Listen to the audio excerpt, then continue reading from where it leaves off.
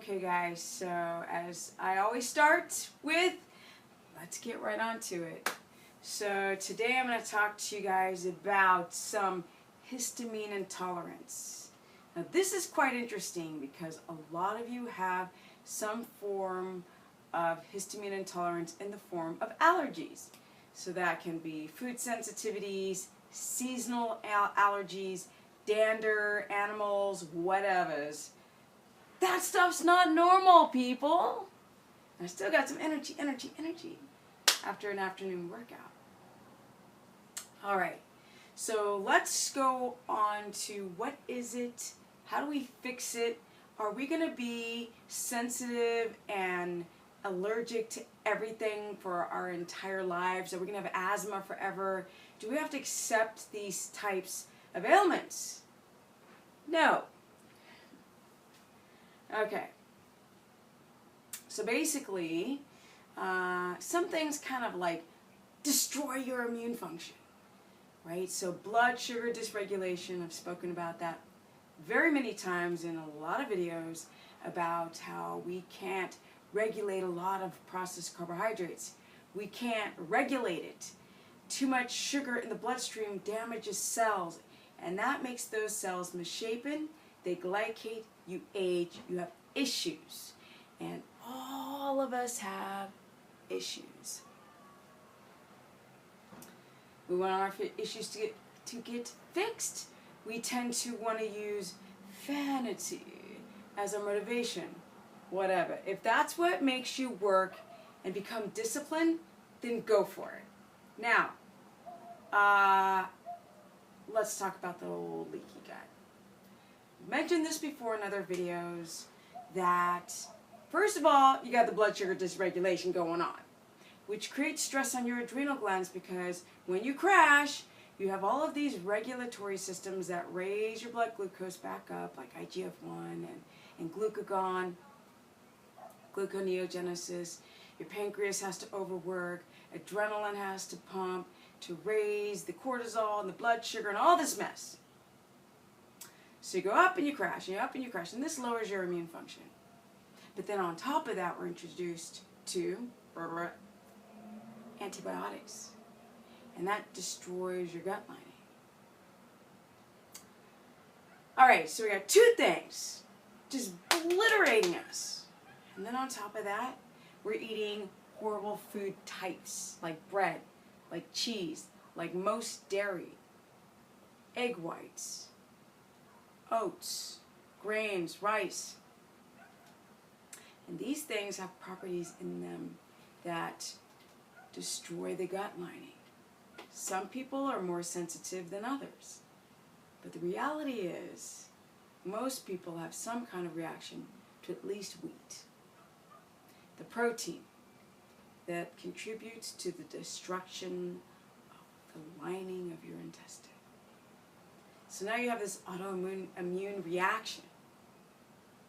So, alright, now we got three things destroying us. The fourth thing is now freaking not getting any sleep. But I mean, we have like poor detoxification pathways, which would be like the fifth thing. Because if you can't detox the heavy metals and the garbage and the pesticides and the plastics all coming in your body, then that also lowers your immune function. But not getting enough REM state sleep is really the kick-ass. It's the kick-ass. Because if you are connected to the circadian rhythm, and that helps to balance your hormones, so then when you can go down into those REM state cycles, then a lot of that stuff that's assaulting you, you can repair. But who gets good sleep? For real? People are like, oh my God, I get fabulous sleep. But they have adrenal issues or they'll have hot flashes. And I'm like, you may not be sleeping as deep as you think you are the entire night. Especially if you crash in the day. So you have all these things. So now your gut is being compromised. And there's this thing called cross-reactive. So more things beyond wheat begin to destroy the gut lining. Candida, a fungal overgrowth, begins to destroy your gut lining. Booyah! you become allergic to everything that you weren't before. Rashes and infections and sinus infections, and when you get a cold or a flu, you get chest infections and bronchitis, and you've got like thrush on the tongue and itchiness and weird spots and bloatedness, and you're exhausted and you're inflamed. I know. Okay, so you got to heal the gut lining. That's really important. How do you do it? Well, in nature, we wouldn't need all that fiber because we wouldn't have a gut dysbiosis. But the modern man, we need to seal the gut lining, so you need that prebiotic fiber, more of the soluble fiber types rather than the insoluble. So your hello, Stephanie. I need some coconut oil. So your probiotic foods, the prebiotic can feed on the probiotic and build that gut wildlife that is making you sick all the time and inflamed. So that's one. But you gotta like patch up the gut lining. Glutamine can be good, but be careful, because the only caveat is it can spike your blood glucose because it has been processed protein. It's been heated. Can be digested quickly and spike your blood glucose. So be careful. Some of y'all going to town on the glutamine powder. Be careful. Also, a little bone broth. That's great. The collagen. People are like, oh, my bone broth is not gelatinous. I'm like, throw some chicken feet up in there and some oxtail. The actual marrow itself doesn't make the bone broth gelatinous. It's the bone knuckle ends and the cartilage parts that make it very collagen-y, and that helps to seal the gut lining. But there's a lot of other things that people use, like slippery elm or licorice DGL, these types of things. But you know I'm not a supplement pusher. So you use some bone broth. It's got all the BCAAs in it as well. So sleep is the other way you heal that gut lining. And also, like, all these medications you guys are on. That's going to be my next video. Why do you need to be on all these? I mean, you've got turmeric and ginger. So, you know, you've got apple cider vinegar. There's a lot of little things and herbs and tinctures. But really it comes down to sleep. The best time to start healing that gut is between 10 and 12. Because the first half of sleep, your body's repairing. Then the second half of sleep, the brain is.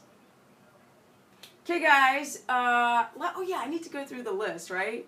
The high histamine foods to avoid as you're trying to seal the gut lining. I know, don't get freaked out when I start listing these things, but here you go. You got to do an elimination before you add it back in. If you seal the gut lining, you can potentially add these foods back into your diet. Many of them. Like cinnamon, like lemons and lime, citrus, like fish, yes, all fish, all seafood, like, well, casein is like never, neither is wheat, bye-bye, rice on the edge, here we go, we've got, what else, we've got spinach, that can be reintroduced. Yes, so spinach, avocados, egg whites. Egg whites are kind of, be careful. Be very, very careful, some of you vegetarians who are going to town on too many eggs. That can also create an allergy if you have any type of prior leaky gut. Yes. Yeah. As you know, get rid of the caffeine. Just get rid of it. There's a lot of allergenic responses. People have thyroid issues, have issues with the